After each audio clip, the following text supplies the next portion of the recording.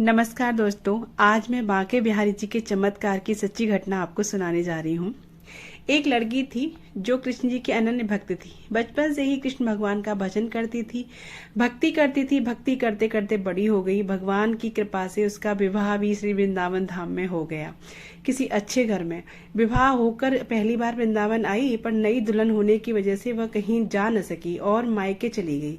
और वह दिन भी आया जब उसका पति उसे लेने उसके मायके आया। अपने पति के साथ फिर वृंदावन पहुंच गई।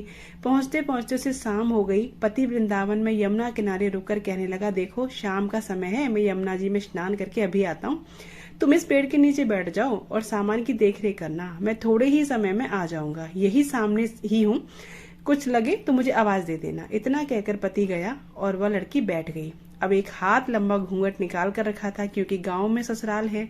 और वहीं बैठकर मन विचार करने लगी कि देखो बांके बिहारी जी की कितनी कृपा है।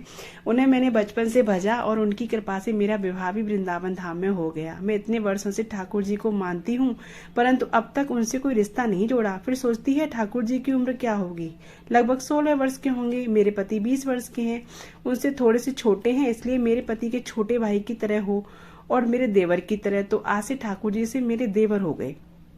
अब तो ठाकुर जी ने से नया संबंध जोड़कर प्रसन्न हुई और मन ही मन ठाकुर जी से कहने लगी, देखो ठाकुर जी, आज से मैं तुम्हारी भाभी और तुम मेरे देवर हो गए।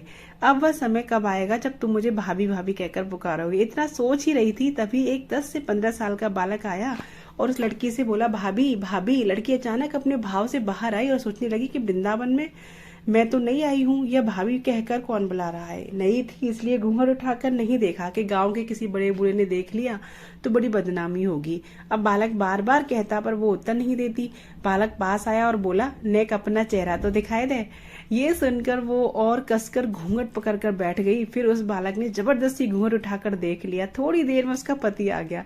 उसने सारी बात अपने पति से कही। पति ने कहा, तुमने मुझे आवाज क्यों नहीं लगाई। वो बोली, वह तो इतने में भाग ही गया था, बस मैंने उसका चेहरा देखा। पति बोला, चिंता मत कर, वृंदावन बहुत बड़ा थोड़े ही है। कभी किसी गली में लड़का मिल गया तो हड्डी पसली एक कर दूंगा। फिर कभी ऐसा नहीं कर सकेगा तो मैं कहीं कि दिखे तो मुझे जरूर बताना। फिर कुछ दिन बाद उसकी सास ने अपने बेटे से कहा, बेटा देख तेरा विवाह हो गया है, बहू मायके से भी आ गई, तुम दोनों बांके बिहारी जी के दर्शन के लिए अभी तक नहीं गए हो, सो कल जाकर बहू को दर्शन करा ले आना। अगले दिन दोनों पति पत्नी ठाकुर जी के दर्शन के लिए मंदिर जाते हैं। मंदिर में बहुत भीड़ थी। लड़का कहने लगा, तुम स्त्रियों के साथ आगे जाकर दर्शन करो, मैं अभी आता हूँ। अब वह आगे गई, घूंघट नहीं उठाती। उसे डर लगता कोई बड़ा बूढ़ा देखेगा तो कहेगा कि नहीं, वो घूंघट के बिना घूम रही है।